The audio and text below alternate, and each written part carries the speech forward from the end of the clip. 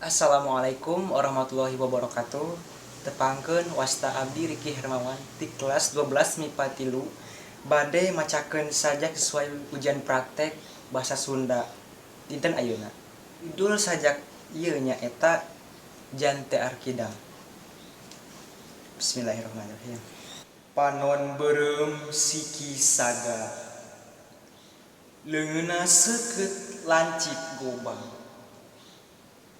Niplasan badan palapah gedang, Arkidam Jan teh Arkidam.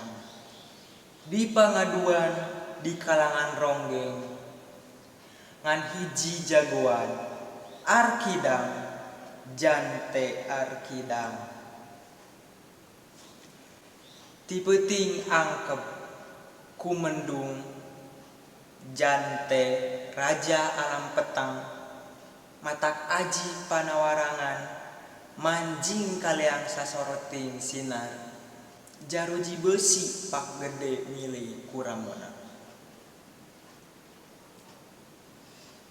Ti peuting ngadalinding wangi, Jan teh raja dina tayuban, ngagak-gak seuri ngibingan ronggeng. Mantri polisi ngalieu ka dieu, bantingkeun kartu, bantingkeun dadu, wadana ulah hutan di dinya, urang ngibing jeung kula Jan teh Arkidam. Silih teuteup wadana jeung mantri polisi, Jan teh Arkidam ngabongkar pak gede peuting tadi ayeuna mangkalangan dinu tayuban. Enya kaula Jan teh Arkidam, sing sahan wani maju rek ditigas, leungeunna kula lanci pedang. Ngahep-hep sapangalajuan neuteub ka Jan teh nu matana ngembang. Kunaon neuteub ka kaula? Teruskeun ngibing peuting nyerelek beak.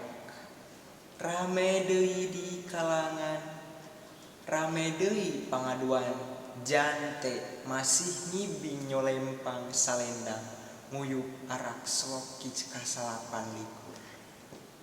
Waktu beurang datang, Jan teh ngagoler, diburu ku mantri polisi. Jan teh Arkidam nusa kambangan, ngagisik hayang sidik, Jan teh mencrong mantri polisi. Ki mantri tindakan andika lelewa bika ngabokong jelema keur tibra.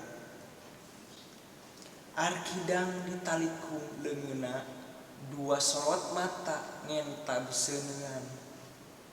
Samemeh beak poe kahiji, Jan teh minggat nitah cahaya kaluar.